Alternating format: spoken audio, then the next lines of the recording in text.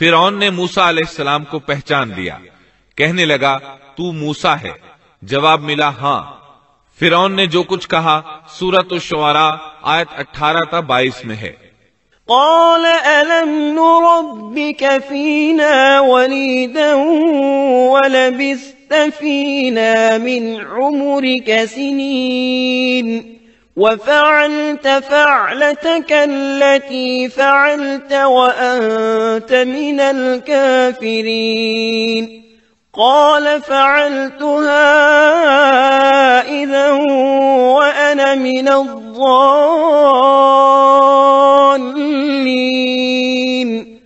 ففررت منكم لما خفتكم فوهب لي ربي حكما وجعلني من المرسلين وتلك نعمة تمنها علي أن عبدت بني إسرائيل۔ فرعون نے کہا کیا ہم نے تجھے تیرے بچپن کے زمانے میں اپنے ہاں نہیں پالا تھا اور تو نے اپنی عمر کے بہت سے سال ہم میں نہیں گزارے؟ پھر تو اپنا وہ کام کر گیا جو کر گیا اور تو ناشکروں میں سے ہے۔ موسیٰ نے جواب دیا میں نے یہ کام اس وقت کیا تھا جب میں راستہ بھولے ہوئے لوگوں میں سے تھا، پھر تم سے خوف کھا کر میں بھاگ گیا، پھر مجھے میرے رب نے حکم اور علم دیا اور مجھے اپنے پیغمبروں میں سے کر دیا۔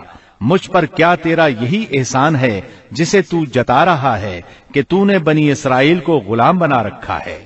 موسیٰ علیہ السلام نے یہ باتیں فرعون سے پورے روب اور دبدبے سے کہیں۔ تب فرعون بولا وما رب العالمین، وہ رب کون ہے جس کی طرف تو ہمیں بلانا چاہتا ہے؟ موسیٰ علیہ السلام نے فرمایا رب السماوات والأرض وما بينهما إن كنتم موقنين۔ وہ آسمانوں اور زمین اور ان کے درمیان کی تمام چیزوں کا رب ہے اگر تم یقین رکھنے والے ہو۔ یہ باتیں موسیٰ علیہ السلام نے فرعون کے دربار میں سر عام تمام لوگوں کو مخاطب کر کے کہی تھیں۔ آپ کی بات کا فرعون نے جو جواب دیا وہ سورۃ الشعراء آیت 25 تا 28 میں ہے۔ قال لمن حوله ألا تستمعون قال ربكم ورب آبائكم الأولين قال إن رسولكم الذي أرسل إليكم لمجنون قال رب المشرق والمغرب وما بينهما إن كنتم تعقلون۔ فرعون نے اپنے ارد گرد والوں سے کہا کیا تم سن نہیں رہے؟ موسیٰ نے فرمایا وہ تمہارا اور تمہارے اگلے باپ دادوں کا پروردگار ہے۔ فرعون نے کہا لوگوں تمہارا یہ رسول جو تمہاری طرف بھیجا گیا ہے یہ تو یقیناً دیوانہ ہے۔ موسیٰ نے فرمایا وہی مشرق اور مغرب کا اور ان کے درمیان کی تمام چیزوں کا رب ہے اگر تم عقل رکھتے ہو۔ موسیٰ علیہ السلام نے اب ایسی چیزوں کا ذکر شروع کیا جو فرعون کے بس میں نہیں تھی، اس لیے کہ فرعون کہتا تھا میں رب ہوں، جبکہ موسیٰ علیہ السلام فرما رہے تھے آسمانوں کا زمینوں کا مشرق اور مغرب کا رب اللہ ہے۔ اور یہ وہ چیزیں تھیں جن کو سب جانتے تھے کہ یہ فرعون کی دسترس میں نہیں ہیں۔ جب معاملہ یہاں تک پہنچ گیا یعنی خطرناک حد تک پہنچ گیا تو فرعون نے ان الفاظ میں دھمکی دی قال إن اتخذت إلها غيري لأجعلنك من المسجونين۔ فرعون کہنے لگا سن لے اگر تو نے میرے سوا کسی اور کو معبود بنایا تو میں تجھے قیدیوں میں ڈال دوں گا۔ اب میں موسیٰ علیہ السلام فرمایا أَلَوْ جِئْتُكَ بِشَيْءٍ مُبِينٍ، اگرچہ میں تیرے پاس کوئی ظاہر چیز لے آؤں۔ جواب میں فرعون نے کہا اگر تو سچوں میں سے تو اس کو پے کر۔ اب وقت آ چکا تھا کہ موسیٰ علیہ السلام اس سامنے معجزات ظاہر فرماتے۔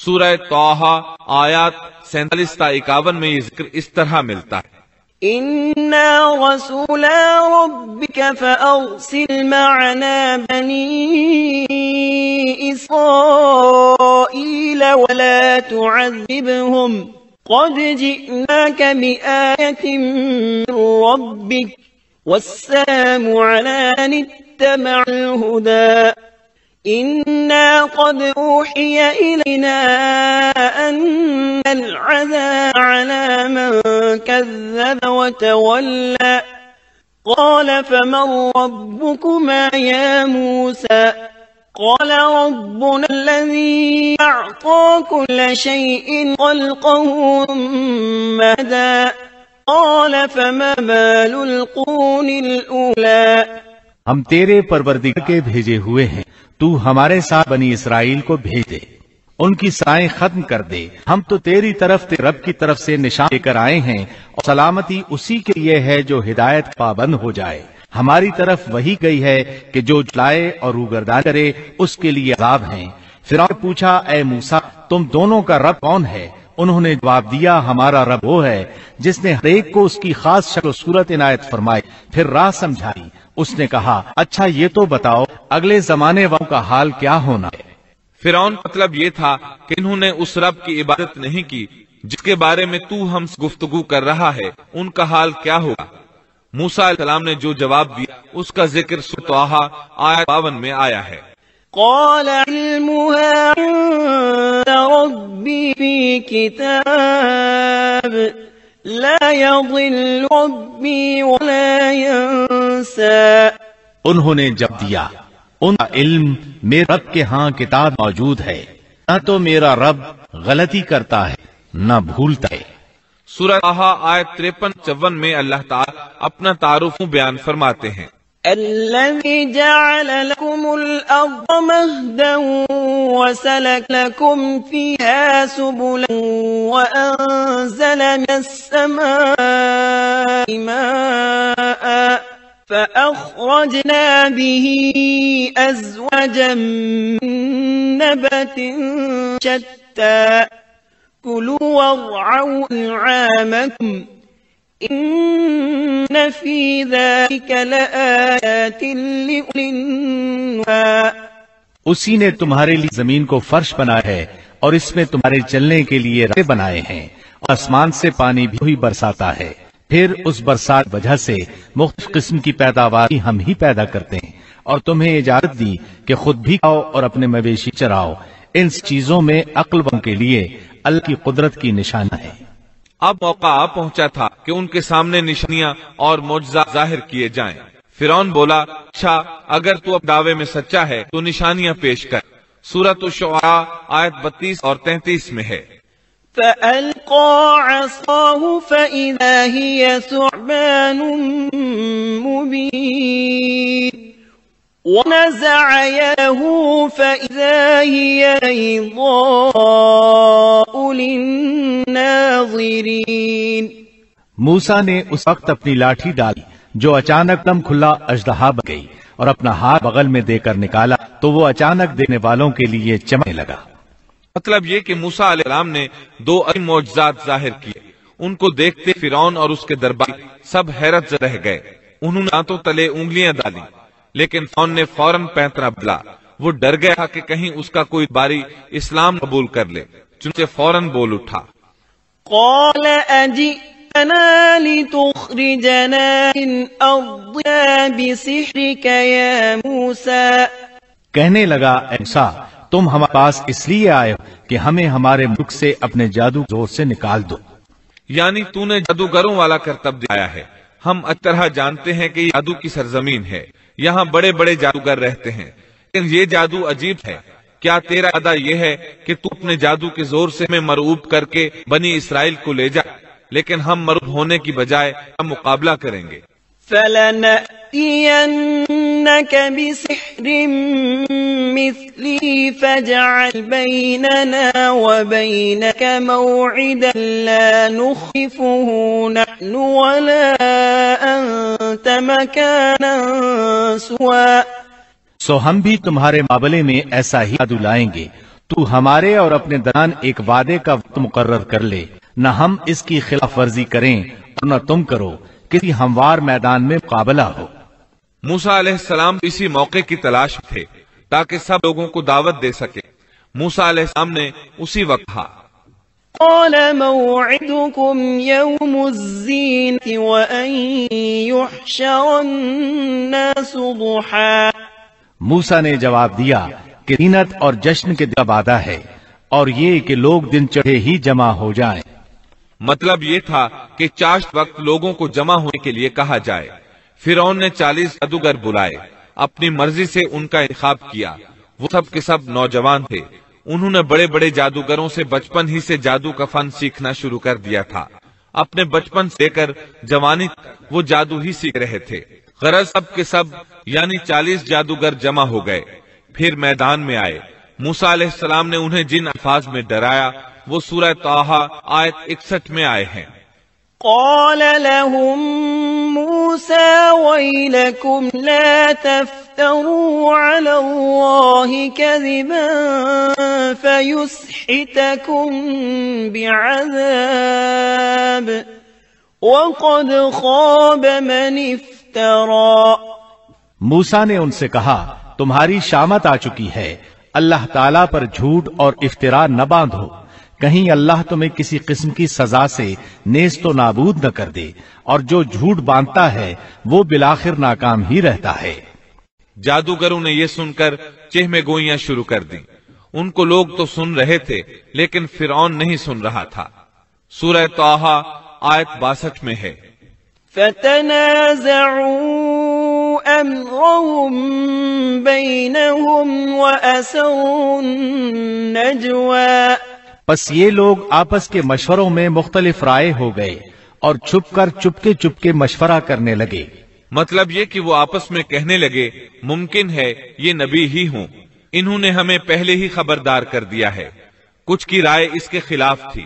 پھر صلاح مشورے کے بعد یہ سب فرعون کے پاس آئے اور کہنے لگے أَإِنَّ لَنَا لَأَجْرًا إِن كُنَّا نَحْنُ الْغَالِبِينَ۔ اگر ہم غالب آ گئے تو کیا ہمیں کوئی بڑا صلہ اور انعام بھی ملے گا؟ جواب میں فرعون نے کہا ہاں، بلکہ اس سے بڑھ کر یہ کہ تم اس صورت میں ہمارے مقرب لوگوں میں داخل ہو جاؤ گے۔ اب ان میں لالچ پیدا ہوا، لوگوں میں اعلان کرنے لگے قالوا إن هذان لساحران يريدان أن يخرجاكم من أرضكم بسحرهما ويذهبا بطريقتكم المثلى۔ کہنے لگے بے شک یہ دونوں محض جادوگر ہیں، ان کا پختہ ارادہ ہے کہ یہ اپنے جادو کے زور سے تمہیں تمہاری سرزمین سے نکال باہر کریں اور تمہارے عمدہ مذہبی طریقے کو ختم ہی کر دیں۔ پھر آپس میں باتیں کرتے ہوئے یوں کہنے لگے کہ اختلاف نہ کرو، سب مل کر اپنی تدبیر آزماؤ اور صف بنا کر مقابلے میں آؤ۔ چنانچہ 40 کے 40 جادوگر ایک ہی صف بنا کر فخر اور غرور سے چلتے ہوئے موسیٰ علیہ السلام کی طرف بڑھنے لگے۔ ادھر موسیٰ علیہ السلام آگے بڑھے، بس ہارون علیہ السلام آپ کے پیچھے تھے۔ لوگوں کی حالت دیکھنے کے قابل تھی، ان کی زبان پر یہ الفاظ تھے وَقَدْ أَفْلَحَ الْيَوْمَ مَنِ اسْتَعْلَى۔ جو آج غالب آ گیا وہی کامیاب ہے۔ جادوگر پھر کہنے لگے قالوا يا موسى إما أن تلقي وإما أن نكون أول من ألقى۔ کہنے لگے اے موسیٰ یا تو پہلے ڈال یا ہم پہلے ڈالنے والے بن جائیں۔ اللہ سبحانہ و تعالی نے موسیٰ علیہ السلام کی طرف وحی کی کہ پہلے انہیں ڈالنے دے۔ قال بل القوا۔ جواب دیا کہ نہیں تم ہی پہلے ڈالو۔ ان جادوگروں کے پاس لاٹھیاں اور رسیاں تھیں، انہوں نے وہ میدان میں ڈال دی۔ دیکھتے ہی دیکھتے وہ لکڑیاں اور رسیاں حرکت کرنے لگیں، عجیب و غریب شکل و صورت میں بڑی تیزی سے ادھر ادھر آنے جانے لگیں۔ سورہ طٰہٰ آیت 66 میں اللہ تعالیٰ فرماتے ہیں فَإِذَا حِبَالُهُمْ وَعِصِيُّهُمْ يُخَيَّلُ إِلَيْهِ مِنْ سِحْرِهِمْ أَنَّهَا تَسْعَى۔ اب تو موسیٰ کو یہ خیال گزرنے لگا کہ ان کی رسیاں اور لکڑیاں ان کے جادو کے زور سے دوڑ بھاگ رہی ہیں۔ سورۃ الاعراف آیت 116 میں اس واقعے کو اللہ تعالی نے یوں بیان کیا ہے، فَلَمَّا أَلْقَوْا سَحَرُوا أَعْيُنَ النَّاسِ وَاسْتَرْهَبُوهُمْ وَجَاءُوا بِسِحْرٍ عَظِيمٍ۔ جب انہوں نے ڈالا تو لوگوں کی آنکھوں پر جادو کر دیا اور ان کو دہشت زدہ کر دیا اور ایک طرح کا بہت بڑا جادو بنا لائے۔ جادو کے کرتب سے لوگوں کی آنکھوں پر جادو کر دیا، بس سب کو یوں دکھائی دیتا تھا کہ یہ سب سانپ ہیں۔ سب لوگ خوف زدہ سے ہو گئے۔ موسیٰ علیہ السلام نے بھی کچھ خوف سا محسوس کیا کہ یہ کیسا جادو ہے۔ اسی وقت اللہ تعالی نے موسیٰ علیہ السلام کو تسلی دی اور فرمایا، قُلْنَا لَا تَخَفْ إِنَّكَ أَنْتَ الْأَعْلَى وَأَلْقِ مَا فِي يَمِينِكَ۔ ہم نے کہا کچھ خوف نہ کر، یقیناً تو ہی غالب اور برتر رہے گا، تیرے دائیں ہاتھ میں جو ہے وہ ڈال دے۔ سیدنا ہارون علیہ السلام نے آپ کو لاٹھی پکڑائی، آپ نے اس کو میدان میں ڈال دیا، وہ اژدہا بن گئی اور اس نے ان تمام کو نگلنا شروع کر دیا۔ اللہ تعالیٰ سورہ طٰہٰ آیت 69 میں فرماتے ہیں، وَأَلْقِ مَا فِي يَمِينِكَ تَلْقَفْ مَا صَنَعُوا إِنَّمَا صَنَعُوا كَيْدُ سَاحِرٍ وَلَا يُفْلِحُ السَّاحِرُ حَيْثُ أَتَى۔ اور تیرے دائیں ہاتھ میں جو ہے اس کو ڈال دے تاکہ یہ ان کی تمام کاریگری کو نگل جائے۔ انہوں نے جو کچھ بنایا ہے یہ صرف جادوگری کے کرتب ہیں، اور جادوگر کہیں سے بھی آئے کامیاب نہیں ہوتا۔ جادوگروں نے پورے مجمع پر جادو کر رکھا تھا۔ جب موسیٰ علیہ السلام کا عصا ان سب کو نگل گیا تب انہوں نے جان لیا کہ ان کے جادو کے جواب میں یہ جادو نہیں ہو سکتا، یہ تو اللہ تبارک و تعالی کی طرف سے معجزہ ہی لگتا ہے۔ اللہ تعالی سورہ طٰہٰ آیت 70 میں فرماتے ہیں، فَأُلْقِيَ السَّحَرَةُ سُجَّدًا قَالُوا آمَنَّا بِرَبِّ هَارُونَ وَمُوسَى۔ جادوگر سجدے میں گر گئے اور کہنے لگے، ہم تو ہارون اور موسیٰ کے رب پر ایمان لے آئے۔ انہیں یقین ہو گیا تھا کہ یہ جادو نہیں ہے بلکہ یہ اللہ کا معجزہ ہے۔ ان کے الفاظ سن کر فرعون غضبناک ہو گیا، آگ بگولا ہو گیا، اس لیے کہ 40 کے 40 جادوگر سجدے میں گر گئے تھے۔ وہ بولا، آمنتم له قبل ان آذن لكم۔ میری اجازت سے پہلے ہی تم اس پر ایمان لے آئے، یعنی تم نے مجھ سے پوچھا تک نہیں، مشورہ نہیں کیا اور اس پر ایمان لے آئے۔ إِنَّهُ لَكَبِيرُكُمُ الَّذِي عَلَّمَكُمُ السِّحْرَ۔ بے شک یہی تمہارا وہ بڑا بزرگ ہے جس نے تمہیں جادو سکھایا ہے۔ مطلب یہ کہ یہ تمہارا استاد ہے اور تمہارا یہ پہلے سے طے شدہ پروگرام تھا۔ چنانچہ وہ کہنے لگا، إِنَّ هَذَا لَمَكْرٌ مَكَرْتُمُوهُ فِي الْمَدِينَةِ لِتُخْرِجُوا مِنْهَا أَهْلَهَا۔ بے شک یہ ایک سازش تھی جس پر تم نے اس شہر میں عمل کیا تاکہ تم سب اس شہر سے یہاں کے رہنے والوں کو باہر نکال دو۔ اب وہ انہیں دھمکیاں دینے پر اتر آیا، جیسا کہ سورہ طٰہٰ آیت 71 میں ہے، فَلَأُقَطِّعَنَّ أَيْدِيَكُمْ وَأَرْجُلَكُمْ مِنْ خِلَافٍ وَلَأُصَلِّبَنَّكُمْ فِي جُذُوعِ النَّخْلِ وَلَتَعْلَمُنَّ أَيُّنَا أَشَدُّ عَذَابًا وَأَبْقَى۔ سن لو، میں تم سب کے ہاتھ اور پاؤں مخالف سمتوں میں کٹوا کر تم سب کو کھجوروں کے تنوں پر لٹکوا دوں گا، اور تمہیں معلوم ہو جائے گا کہ ہم دونوں میں سے کس کا عذاب زیادہ سخت اور دیر پا ہے۔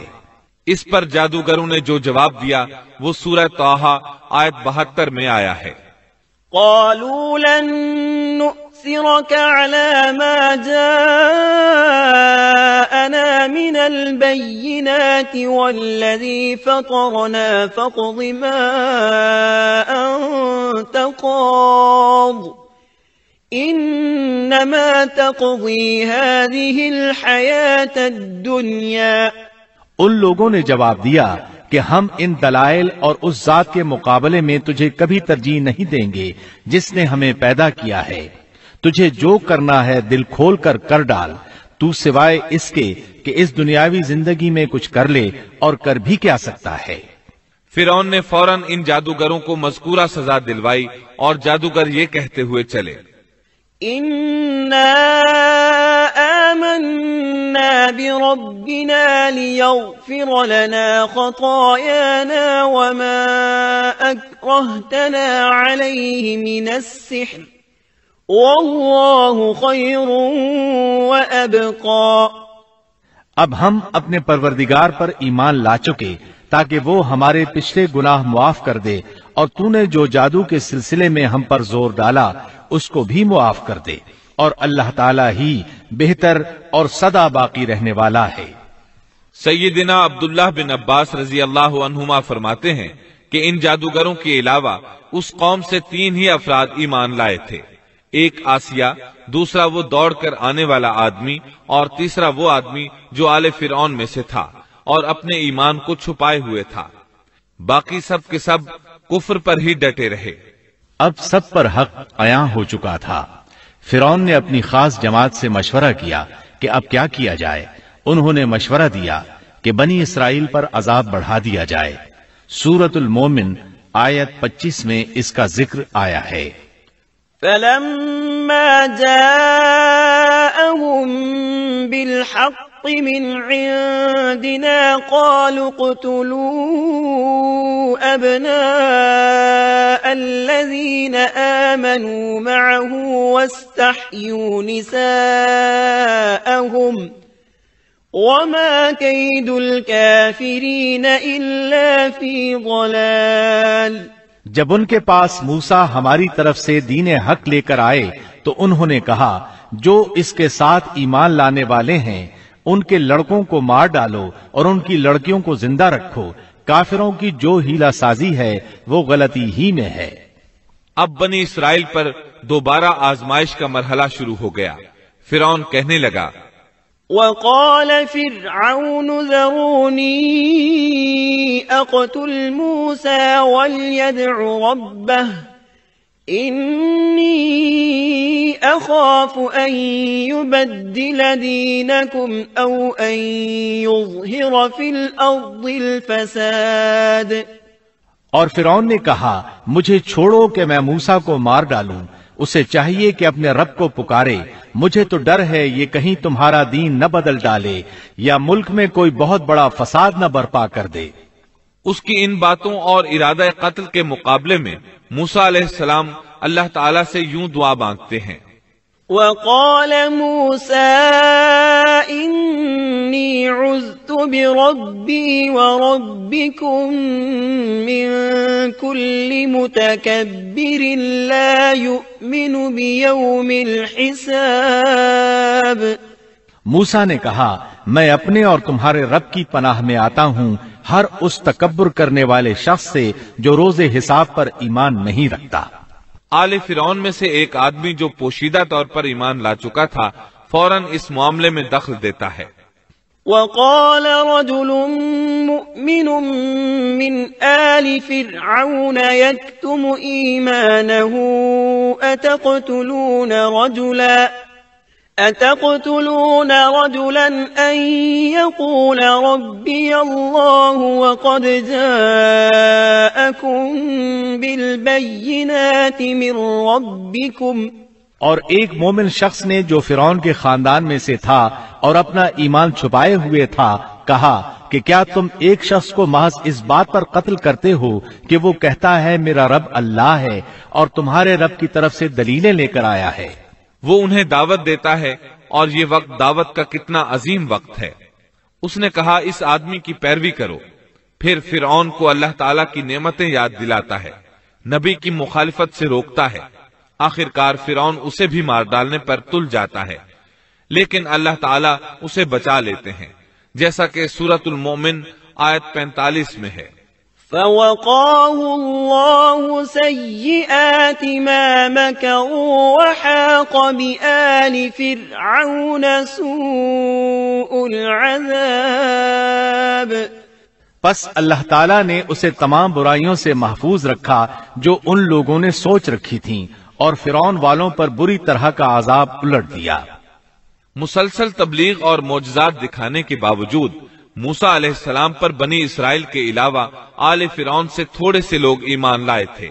اکثر لوگ فرعون اور سرداروں کے ڈر کی وجہ سے کفر و سرکشی پر ہی بضد رہے، جیسا کہ اللہ تعالیٰ سورہ یونس آیت 38 میں فرماتے ہیں، فما آمن لموسى إلا ذرية من قومه على خوف من فرعون وملئهم أن يفتنهم وَإِنَّ فِرْعَوْنَ لَعَالٍ فِي الْأَرْضِ وَإِنَّهُ لَمِنَ الْمُسْرِفِينَ۔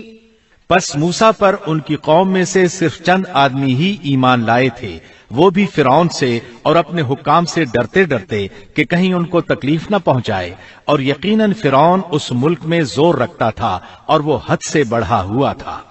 بنی اسرائیل پر آزمائشیں شروع ہو گئیں تو موسیٰ علیہ السلام نے ان سے فرمایا، وَقَالَ مُوسَى يَا قَوْمِ إِن كُنتُمْ آمَنتُم بِاللَّهِ فَعَلَيْهِ تَوَكَّلُوا إِن كُنتُم مُّسْلِمِينَ عَلَى اللَّهِ تَوَكَّلْنَا۔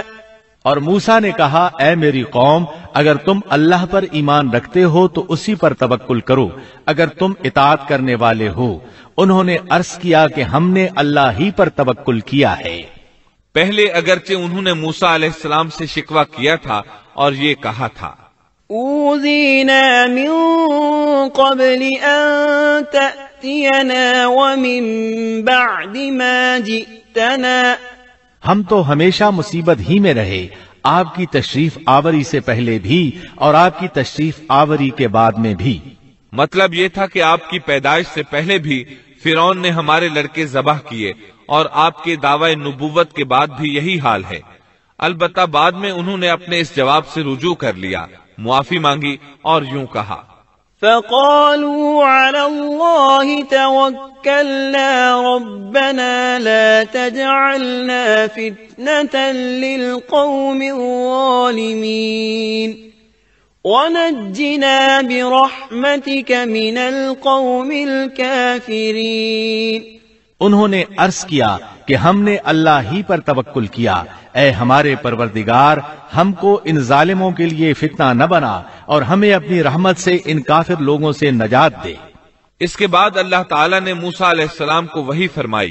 اس کا ذکر سورہ یونس آیت 87 میں ہے، وَأَوْحَيْنَا إِلَى مُوسَى وَأَخِيهِ أَن تَبَوَّآ لِقَوْمِكُمَا بِمِصْرَ بُيُوتًا۔ اور ہم نے موسیٰ اور ان کے بھائی کے پاس وحی بھیجی کہ تم دونوں اپنی قوم کے لیے مصر میں گھر بنا لو۔ مطلب یہ کہ اپنے گھروں ہی کو مسجد بنا لو، یعنی فرعون کی طرف سے سختی اور نگرانی زیادہ ہے، اور تمہارے لیے مسجدوں میں آ کر نماز پڑھنا ممکن نہیں، تو تم گھروں ہی میں نماز ادا کرتے رہو، جیسا کہ سورہ یونس آیت 87 میں ہے، وَأَقِيمُوا الصَّلَاةَ وَبَشِّرِ الْمُؤْمِنِينَ۔ اور نماز کے پابند رہو اور آپ مسلمانوں کو بشارت دے دیں۔ اسی موقع پر موسیٰ علیہ السلام نے ایک دعا فرمائی، وَقَالَ مُوسَى رَبَّنَا إِنَّكَ آتَيْتَ فِرْعَوْنَ وَمَلَأَهُ زِينَةً وَأَمْوَالًا فِي الْحَيَاةِ الدُّنْيَا رَبَّنَا لِيُضِلُّوا عَن سَبِيلِكَ رَبَّنَا اطْمِسْ عَلَىٰ أَمْوَالِهِمْ وَاشْدُدْ عَلَىٰ قُلُوبِهِمْ۔ اور موسیٰ نے عرض کیا، اے ہمارے رب، تو نے فرعون کو اور اس کے سرداروں کو سامان زینت اور طرح طرح کے مال دنیاوی زندگی میں دیے، اے ہمارے رب اسی واسطے دیے ہیں کہ وہ تیری راہ سے گمراہ کریں۔ اے ہمارے رب ان کے مالوں کو نیست و نابود کر دے اور ان کے دلوں کو سخت کر دے، سو یہ ایمان نہ لانے پائیں یہاں تک کہ دردناک عذاب کو دیکھ لیں۔ مورخین کہتے ہیں فرعون کی قوم کے بڑے بڑے سرداروں کے مال، حتیٰ کہ ان کے کھانے کی چیزیں پتھر اور مٹی کے ڈھیلے بن گئے، یہاں تک کہ انڈے اور دال بھی، اور یہ اس بات کا نتیجہ تھا کہ اللہ تعالی نے موسیٰ اور ہارون علیہ السلام کی دعا کو قبول فرما لیا ہے، جیسا کہ اللہ تعالی سورہ یونس آیت 89 میں فرماتے ہیں، قال قد أجيبت دعوتكما فاستقيما ولا تتبعان سبيل الذين لا يعلمون۔ حق تعالی نے فرمایا کہ تم دونوں کی دعا قبول کر لی گئی، سو تم ثابت قدم رہو اور ان لوگوں کی راہ نہ چلنا جن کو علم نہیں۔ اس کے بعد بنی اسرائیل پر بلائیں اور آزمائشیں سخت ہو گئیں۔ سورۃ الاعراف آیت 129 میں ہے، قالوا أوذينا من قبل أن تأتينا ومن بعد ما جئتنا قال عسى ربكم أن يهلك عدوكم ويستخلفكم في الأرض فينظر كيف تعملون۔ قوم کے لوگ کہنے لگے ہم تو ہمیشہ مصیبت ہی میں رہے، آپ کی تشریف آوری سے پہلے بھی اور آپ کی تشریف آوری کے بعد بھی۔ موسیٰ نے فرمایا اللہ بہت جلد تمہارے دشمن کو ہلاک کر دے گا اور بجائے ان کے تمہیں اس سرزمین کا خلیفہ بنا دے گا، پھر تمہارا طرز عمل دیکھے گا۔ یعنی بہت جلد اللہ تعالیٰ تمہیں زمین میں حاکم بنائے گا، وہ تمہیں دیکھے گا کہ تم کیسے عمل سر انجام دیتے ہو۔ اب جو ہی بنی اسرائیل پر مصیبتوں کا دور شروع ہوا، اللہ تعالیٰ نے مصریوں پر بھی ابتلا اور آزمائش کا دور شروع کر دیا، چنانچہ فرعون اور مصریوں پر لگاتار ہلاکتیں آنا شروع ہو گئیں۔ اللہ تعالیٰ سورۃ الاعراف آیت 130 میں فرماتے ہیں، وَلَقَدْ أَخَذْنَا آلَ فِرْعَوْنَ بِالسِّنِينَ وَنَقْصٍ مِّنَ الثَّمَرَاتِ، اور ہم نے فرعون والوں کو قحط سالی اور پھلوں کی کمی میں مبتلا کر دیا۔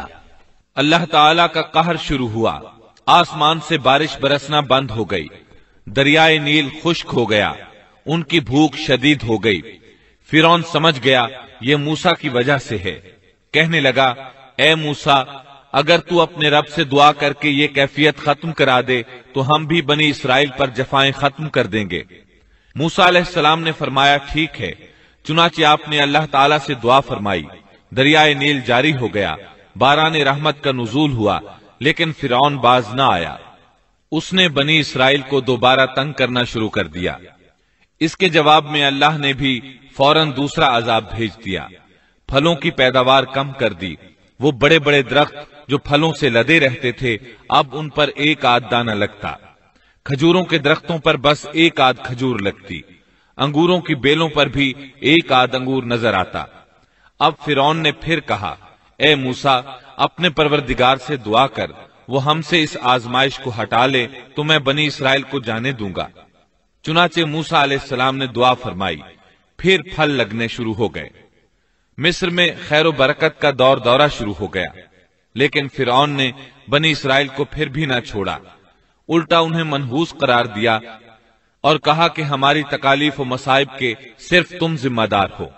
اللہ تعالیٰ اس بارے میں سورۃ الاعراف آیت 131 میں فرماتے ہیں، فَإِذَا جَاءَتْهُمُ الْحَسَنَةُ قَالُوا لَنَا هَذَا وَإِن تُصِبْهُمْ سَيِّئَةٌ يَطَّيَّرُوا بِمُوسَى وَمَن مَّعَهُ أَلَا إِنَّمَا طَائِرُهُمْ عِندَ اللَّهِ وَلَكِنَّ أَكْثَرَهُمْ لَا يَعْلَمُونَ۔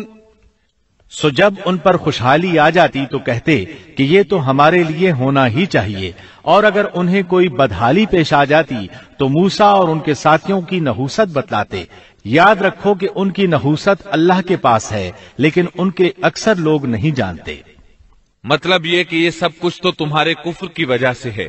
اس کے بعد مزید نشانیاں ظاہر ہونے لگیں۔ اللہ سبحانہ و تعالی سورۃ الاعراف آیت 133 میں فرماتے ہیں، فَأَرْسَلْنَا عَلَيْهِمُ الطُّوفَانَ وَالْجَرَادَ وَالْقُمَّلَ وَالضَّفَادِعَ وَالدَّمَ آيَاتٍ مُفَصَّلَاتٍ۔ پھر ہم نے ان پر طوفان بھیجا اور ٹڈیاں اور جوئیں اور مینڈک اور خون کہ یہ سب کھلے کھلے معجزے تھے۔ یہ کل 9 معجزے تھے۔ ان میں سے پہلا معجزہ لاٹھی کا اژدہا بن جانا، دوسرا معجزہ ہاتھ کا روشن ہو جانا، تیسرا معجزہ قحط سالی، چوتھا معجزہ پھلوں میں کمی، اور باقی 5 معجزات کا ذکر اسی آیت مبارکہ میں آیا ہے۔ طوفان، ٹڈیاں، جوئیں، مینڈک اور خون۔ ان 5 میں سے پہلا معجزہ ہے طوفان۔ دریائے نیل میں ایسی طغیانی آئی کہ پانی مصر میں داخل ہو گیا۔ بنی اسرائیل کے گھروں کے سوا سب کچھ غرق ہونے لگا۔ سیلابی ریلا کسی اسرائیلی کے گھر کے قریب آتا تو رک جاتا، کسی مصری کے گھر کے قریب آتا تو اس میں داخل ہو جاتا۔ وہ اپنی آنکھوں سے اپنی ہلاکتوں اور غرقابی کو دیکھ رہے تھے۔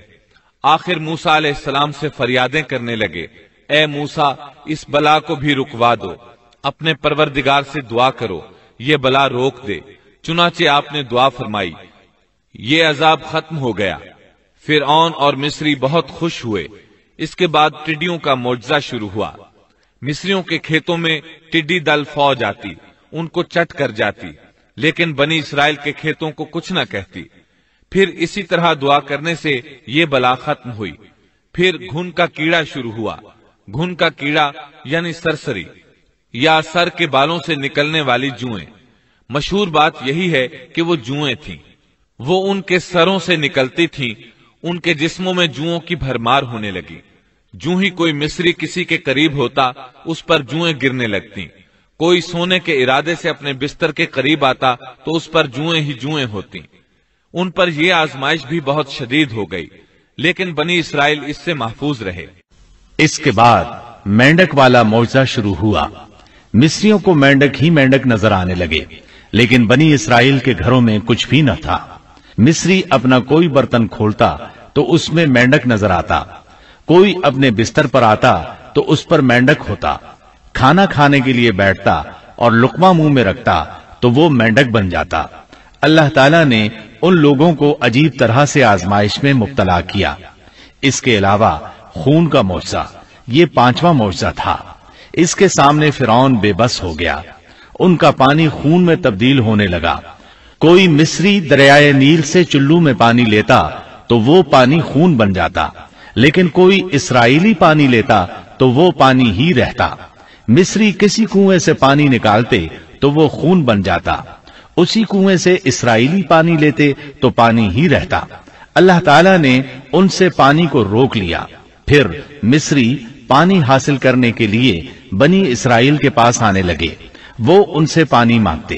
جب بنی اسرائیل ان کے لیے پانی ڈالتے تو وہ فوراً خون میں تبدیل ہو جاتا۔ اسی پانی کو بنی اسرائیل پیتے تو پانی ہی رہتا۔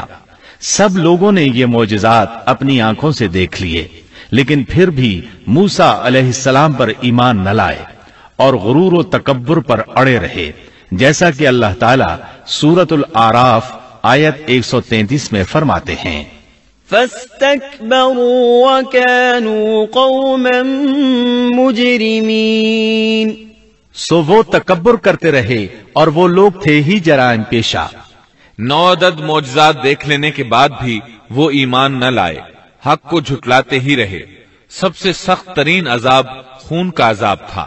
معاملہ جب یہاں تک پہنچا تو سب جمع ہو کر موسیٰ علیہ السلام کے پاس آئے اور یوں گویا ہوئے، قالوا يا موسى ادع لنا ربك بما عهد عندك لئن كشفت عنا الرجز لنؤمنن لك ولنرسلن معك بني إسرائيل فلما كشفنا عنهم الرجز إلى أجل هم بالغوه إذا هم ينكثون۔ کہنے لگے اے موسیٰ، ہمارے لیے اپنے رب سے اس بات کی دعا کر دیجئے جس کا اس نے آپ سے عہد کر رکھا ہے۔ اگر آپ اس عذاب کو ہم سے ہٹا دیں تو ہم ضرور آپ پر ایمان لے آئیں گے، اور ہم بنی اسرائیل کو بھی رہا کر کے آپ کے ہمراہ کر دیں گے۔ پھر جب ان سے اس عذاب کو ایک خاص وقت تک کے لیے جس تک بہرحال ان کو پہنچنا تھا ہٹا دیتے تو وہ فوراً ہی عہد شکنی کرنے لگتے۔ آخر کار موسیٰ علیہ السلام کو اللہ کا حکم ہوا، فَأَسْرِ بِعِبَادِي لَيْلًا، کہ راتوں رات تو میرے بندوں کو لے کر نکل جا۔ دوسری جگہ یوں ارشاد ہوتا ہے، وَلَقَدْ أَوْحَيْنَا إِلَى مُوسَىٰ أَنْ أَسْرِ بِعِبَادِي، ہم نے موسیٰ کی طرف وحی نازل فرمائی کہ راتوں رات میرے بندوں کو لے چل۔ چنانچہ سب بنی اسرائیل رات کی تاریکی میں نکلے، وہ دروازوں پر کوئی خاص نشان چھوڑ کر چلنے لگے۔ رات کی تاریکی میں نکلنے کا حکم اس لیے دیا گیا تاکہ فرعون ان کے بارے میں کوئی فیصلہ نہ کر سکے۔ انہوں نے صبح ہونے کا انتظار نہ کیا۔ ان کی تعداد 6 لاکھ کے قریب تھی۔ یہ سب لوگ اپنے مال مویشی اور ضروری سامان ساتھ لے کر چلے۔ فلسطین کی طرف 6 لاکھ افراد کی یہ عظیم ہجرت تھی۔ فرعون کو صبح سویرے پتا چلا تو سوچ میں ڈوب گیا کہ اب ہماری خدمت کون کرے گا، ہماری غلامی کون کرے گا۔ اس کی حالت پاگلوں جیسی ہو گئی۔ آخر اس نے بنی اسرائیل کے تعاقب کا حکم دیا۔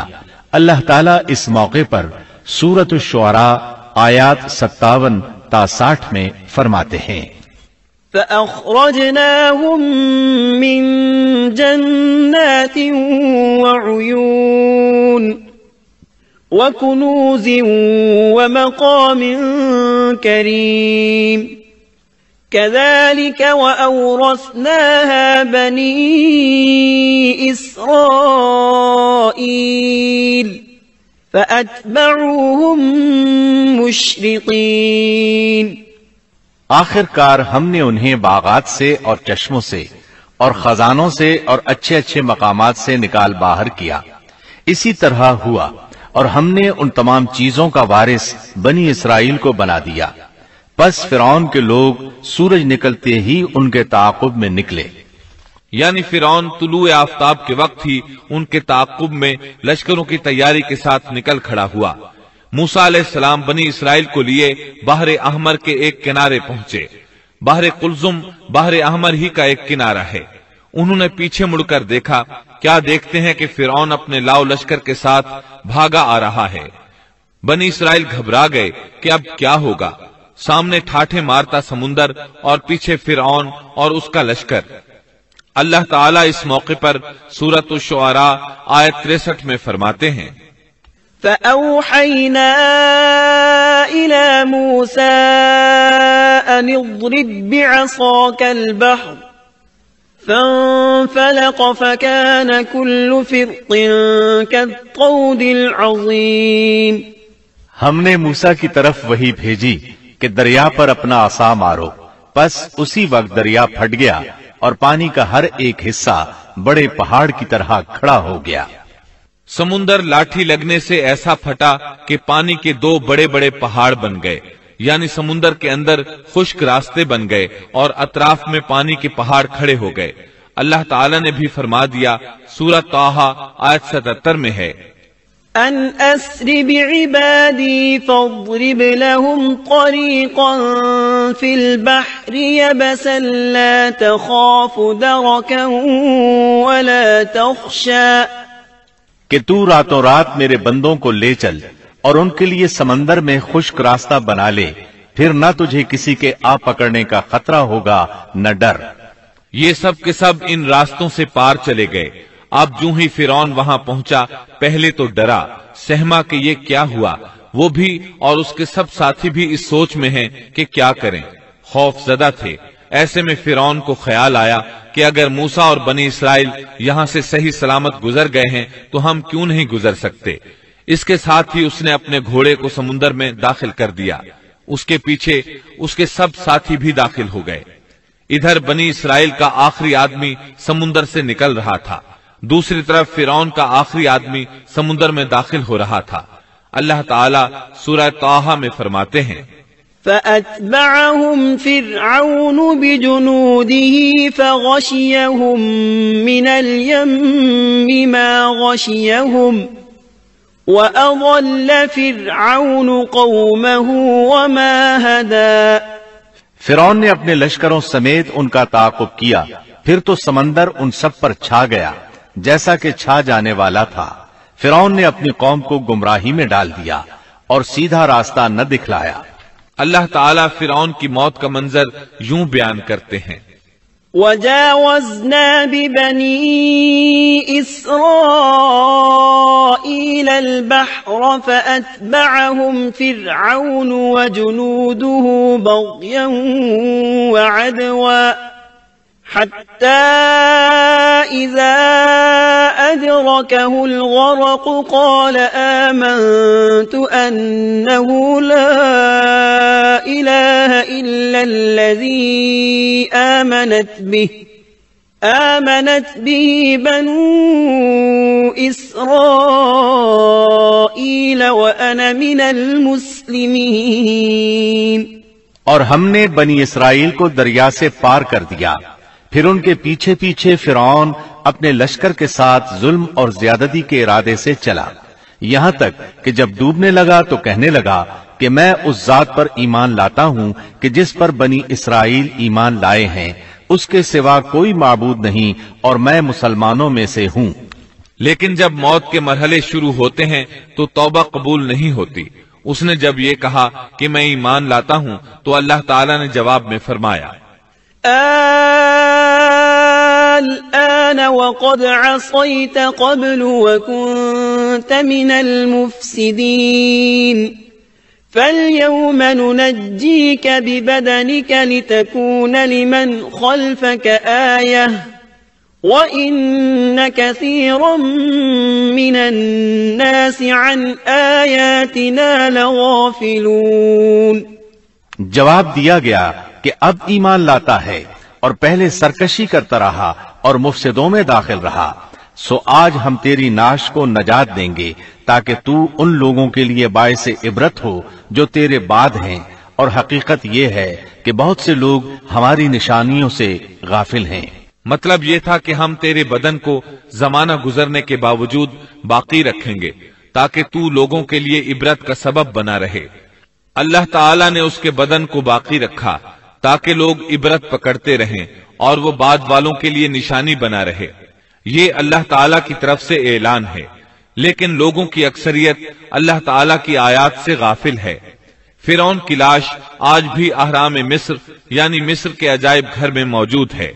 حدیث میں آتا ہے، سیدنا جبریل علیہ السلام نے نبی کریم صلی اللہ علیہ وسلم سے عرض کیا، اے اللہ کے رسول صلی اللہ علیہ وسلم، جس وقت فرعون غرق ہوتے ہوئے ایمان کا اظہار کر رہا تھا تو میں اس وقت اس کے منہ میں کیچڑ ڈال رہا تھا کہ کہیں وہ لا الہ الا اللہ نہ کہہ دے اور اللہ اس پر رحم فرما دے، لیکن اس کے منہ سے شہادت توحید کی بات نہ نکلی اور بوقت مرگ اللہ تعالیٰ نے اس کی توبہ قبول نہ کی۔ بنی اسرائیل اس کے ظلم سے نجات پا کر سمندر پار چلے گئے۔ ابھی تھوڑی ہی دور گئے ہوں گے کہ ان کا گزر ایک ایسی قوم کے پاس سے ہوا جو اپنے بتوں کی پوجا کر رہی تھی۔ سمندر پار آنے کے فوراً بعد انہوں نے یہ مناظر دیکھے، گویا فلسطین پہنچنے سے پہلے ہی انہوں نے میدان سینا میں لوگوں کو بتوں کے آگے جھکا دیکھ لیا۔ اللہ تعالیٰ سورۃ الاعراف آیات 138 تا 140 میں فرماتے ہیں، وَجَاوَزْنَا بِبَنِي إِسْرَائِيلَ الْبَحْرَ فَأَتَوْا عَلَى قَوْمٍ يَعْكُفُونَ عَلَى أَصْنَامٍ لَهُمْ قالوا يا موسى اجعل لنا إلها كما لهم آلهة قال إنكم قوم تجهلون إن هؤلاء متبر ما هم فيه وباطل ما كانوا يعملون قال أغير الله أبغيكم إلها وهو فضلكم على العالمين۔ اور ہم نے بنی اسرائیل کو دریا سے پار اتار دیا، پس ان لوگوں کا ایک قوم پر گزر ہوا جو اپنے چند بتوں کی عبادت میں لگے ہوئے تھے۔ کہنے لگے اے موسیٰ، ہمارے لیے بھی ایک ایسا ہی معبود مقرر کر دیجئے جیسے ان کے یہ معبود ہیں۔ آپ نے فرمایا واقعی تم لوگوں میں بڑی جہالت ہے، یہ لوگ جس کام میں لگے ہوئے ہیں یہ تباہ کیا جائے گا اور ان کا یہ کام محض بے بنیاد ہے۔ فرمایا کیا اللہ تعالیٰ کے سوا کسی اور کو تمہارے لیے معبود تلاش کروں، حالانکہ اس نے تمہیں تمام جہان والوں پر فوقیت دی ہے۔ قرآن کی آیات اس پر دلالت کرتی ہیں کہ سمندر پار سے آتے ہی وہ فوراً ایک قوم کے پاس آئے اور موسیٰ علیہ السلام سے مطالبہ کرنے لگے۔ غور فرمائیں کس طرح کفر کے مرتکب ہو رہے ہیں۔ فرعون اور اس کی قوم سے نجات پا لینے کے بعد اللہ رب العزت کی طرف سے موسیٰ علیہ السلام پر احکامات نازل ہوئے۔ پہلا حکم یہ ملا کہ اپنی قوم کے ہمراہ کوہ طور پر پھر تشریف لے چلیں۔ اللہ تعالیٰ نے آپ کو وعدہ دیا کہ وہاں ہم آپ کو تورات عطا کریں گے تاکہ آپ کے لیے اور آپ کی قوم کے لیے شریعت مقرر ہو جائے۔ اللہ تعالیٰ سورۃ الاعراف آیت 142 میں فرماتے ہیں وَوَاعَدْنَا مُوسَى 30 لَيْلَةً اور ہم نے موسیٰ سے 30 راتوں کا وعدہ کیا۔ اللہ تعالیٰ نے موسیٰ علیہ السلام سے وعدہ کیا کہ جبل طور پر آئیں، وہاں 30 راتیں گزاریں، یعنی مکمل 1 مہینہ قیام کریں تاکہ ان دنوں میں تورات حاصل کر سکیں۔ موسیٰ علیہ السلام اپنی قوم کو لے کر روانہ ہوئے۔ آپ تیز چلتے ہوئے اپنی قوم سے پہلے کوہ طور پر جا پہنچے تاکہ اللہ تعالیٰ کو خوش کر سکیں اور کتاب الہی تورات حاصل کر سکیں۔ بنی اسرائیل اس وقت لاکھوں کی تعداد میں تھے۔ ظاہر ہے اتنے بڑے ہجوم اور لشکر کا تیزی سے حرکت کرنا ممکن نہیں تھا۔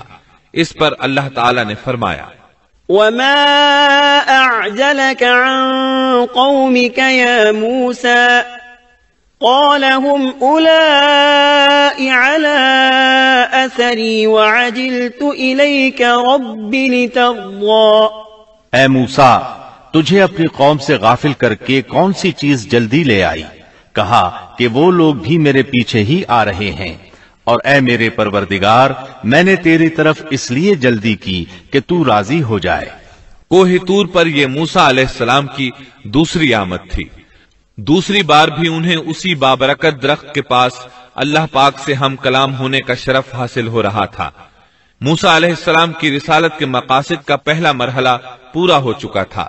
بنی اسرائیل ذلت و رسوائی اور عذاب عظیم سے نکل آئے تھے۔ اب وہ آزاد فضا میں سانس لینے کے قابل تھے، لیکن ان کے دلوں میں شرک و بت پرستی کے پرانے اثرات باقی تھے۔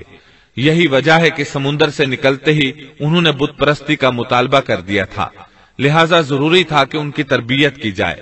پھر تربیت کے لیے بھی کسی مفصل قانون اور ضابطے کا ہونا بہت ضروری تھا کہ اس پر عمل پیرا ہو کر آنے والے وقت کے لیے تیار ہو سکیں۔ تو اللہ تعالیٰ نے عظیم رسول موسیٰ علیہ السلام کے ساتھ یہی وعدہ کیا تھا کہ وہ طور پہاڑ پر آ کر اللہ کی نگرانی میں براہ راست احکام الہی کو حاصل کرنے کی کما حقہ تیاری کر سکیں۔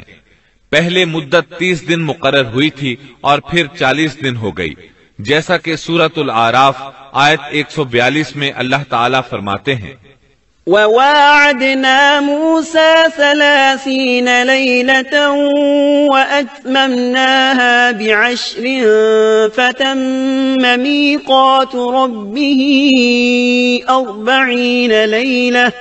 اور ہم نے موسیٰ سے 30 راتوں کا وعدہ کیا اور مزید 10 راتوں سے ان 30 راتوں کو پورا کیا، سو ان کے رب کی مقررہ مدت 40 راتیں ہو گئیں۔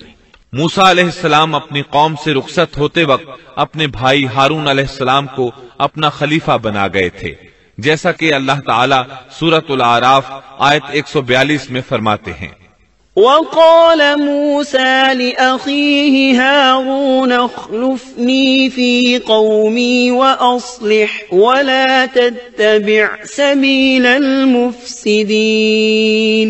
اور موسیٰ نے اپنے بھائی ہارون سے کہا، تم میری قوم میں میری جانشینی کرنا اور ان کی اصلاح کرتے رہنا اور فساد کرنے والوں کی راہ پر مت چلنا۔ موسیٰ علیہ السلام اپنی قوم کو چھوڑ کر چلے گئے، انتظامی معاملات کے لیے ان میں ایک حاکم بھی مقرر کر گئے، یعنی اپنے بھائی ہارون کو جو اللہ کے نبی تھے۔ ان 40 ایام میں موسیٰ علیہ السلام اپنے پروردگار سے براہ راست کلام کرتے رہے، یعنی درمیان میں وحی کا واسطہ بھی نہیں تھا۔ اللہ تعالیٰ بھی ان سے بغیر کسی واسطے کے کلام کرتے رہے، اسی وجہ سے آپ کا لقب کلیم اللہ ہے، یعنی اللہ سے کلام کرنے والا۔ اللہ سبحانہ و تعالی سورۃ النساء آیت 164 میں فرماتے ہیں، وَكَلَّمَ اللَّهُ مُوسَى تَكْلِيمًا، اور موسیٰ سے اللہ تعالیٰ نے صاف طور پر کلام کیا۔ جب موسیٰ علیہ السلام مقررہ وقت پر وہاں پہنچے اور اللہ تعالیٰ نے ان سے کلام کیا تو عرض کرنے لگے کہ اے میرے پروردگار، مجھے اپنا دیدار کرا دیجئے، میں آپ کو ایک نظر دیکھ لوں۔ ارشاد ہوا، تم مجھے ہرگز نہیں دیکھ سکتے، کیونکہ دنیاوی آنکھ میں اتنی طاقت و ہمت نہیں کہ وہ باری تعالیٰ کو دیکھ سکے، جیسا کہ سورۃ الانعام آیت 103 میں ارشاد ربانی ہے، لا تدركه الأبصار وهو يدرك الأبصار وهو اللطيف الخبير۔ اس کا تو کسی کی نگاہ بھی احاطہ نہیں کر سکتی، اور وہ سب نگاہوں کو محیط ہو جاتا ہے، اور وہی بڑا باریک بین اور باخبر ہے۔ حدیث معراج میں بھی ہے کہ جب ابو ذر رضی اللہ عنہ نے رسول اللہ صلی اللہ علیہ وسلم سے پوچھا، حل رأیت ربک، یعنی کیا آپ نے اپنے رب کو دیکھا بھی ہے، تو آپ نے فرمایا تھا، نور انا اراہ، یعنی وہ تو نور ہے، میں اسے کیسے دیکھ سکتا ہوں۔ اس حدیث مبارکہ سے بھی یہی ثابت ہوتا ہے کہ آپ نے اللہ کا دیدار نہیں کیا، جیسے اللہ تعالیٰ نے موسیٰ علیہ السلام سے فرما دیا تھا کہ تو مجھے نہیں دیکھ سکتا۔ ابو موسیٰ اشعری رضی اللہ عنہ سے مروی ایک روایت میں ہے کہ نبی اکرم صلی اللہ علیہ وسلم نے فرمایا، حجابه النور وفي رواية النار لو كشفها لأحرقت سبحات وجهه ما انتهى إليه بصره من خلقه۔ اس کا تو کسی کی نگاہ بھی احاطہ نہیں کر سکتی، اور وہ سب نگاہوں کو محیط ہو جاتا ہے، اور وہی بڑا باریک بین اور باخبر ہے۔ مطلب یہ کہ اللہ سبحانہ و تعالی کا نور اور جلوہ برداشت کرنے کے لیے بہت طاقت کی ضرورت ہے، اور ہم اس سے محروم ہیں۔ کسی میں یہ طاقت نہیں کہ اس نور کو دیکھ سکے۔ اللہ تعالیٰ موسیٰ علیہ السلام کے سوال کے جواب میں سورۃ الاعراف آیت 143 میں فرماتے ہیں، لن تراني ولكن انظر إلى الجبل فإن استقر مكانه فسوف تراني فلما تجلى ربه للجبل جعله دكا وخر موسى صعقا فلما أفاق قال سبحانك تبت إليك وأنا أول المؤمنين۔ تم مجھے ہرگز نہیں دیکھ سکتے، لیکن تم اس پہاڑ کی طرف دیکھو، اگر وہ اپنی جگہ پر برقرار رہا تو تم بھی مجھے دیکھ سکو گے۔ پھر جب ان کے رب نے اس پر تجلی فرمائی تو اسے ریزہ ریزہ کر دیا، اور موسیٰ بے ہوش ہو کر گر پڑے۔ پھر جب ہوش میں آئے تو عرض کیا، بے شک آپ کی ذات پاک ہے، میں تیرے حضور توبہ کرتا ہوں، اور میں سب سے پہلا ایمان لانے والا ہوں۔ سیدنا عبداللہ بن عباس رضی اللہ عنہما بیان کرتے ہیں کہ اللہ تعالیٰ نے صرف اور صرف ہاتھ کی سب سے چھوٹی انگلی کے پورے کے برابر اپنا نور ظاہر فرمایا تھا۔ جس پہاڑ پر اللہ تعالیٰ نے تجلی فرمائی تھی وہ طور پہاڑ کے علاوہ کوئی اور پہاڑ تھا۔ وہ کس قدر عجیب اور ہولناک منظر ہوگا کہ اس دنیا کا ایک عظیم اور مضبوط پہاڑ باری تعالیٰ کے نور کی ایک ہلکی سی جھلک برداشت نہ کر سکا اور ریزہ ریزہ ہو گیا اور بھری ریت بن گیا۔ موسیٰ علیہ السلام یہ منظر دیکھ رہے تھے۔ بہت حیرت انگیز اور عجیب منظر تھا۔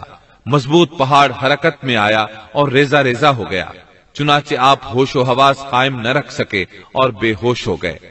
ہوش میں آئے تو فوراً اپنے سوال پر شرمندہ ہوئے، غلطی کا اعتراف کرتے ہوئے معافی کے طالب ہوئے۔ جواب میں اللہ تعالی نے فرمایا، قال يا موسى إني اصطفيتك على الناس برسالاتي وبكلامي فخذ ما آتيتك وكن من الشاكرين۔ اللہ نے فرمایا، اے موسیٰ، میں نے پیغمبری اور اپنی ہم کلامی سے تمہیں تمام لوگوں پر امتیاز بخشا ہے، تو جو کچھ میں نے تمہیں عطا کیا ہے اس کو تھام لو اور شکر گزاروں میں سے ہو جاؤ۔